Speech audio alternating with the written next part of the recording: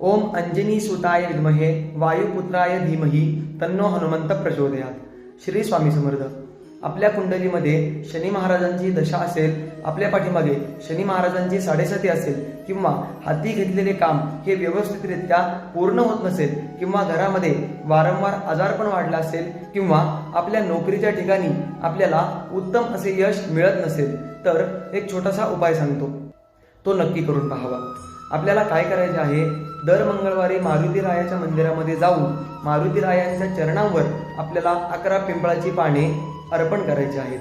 त्यानंतर मारुतीरायासमोर आपल्याला 11 वेळेला मारुती स्तोत्रचा जप करायचा आहे, म्हणजे मारुती स्तोत्र 11 वेळेला आपल्याला म्हणायचं आहे।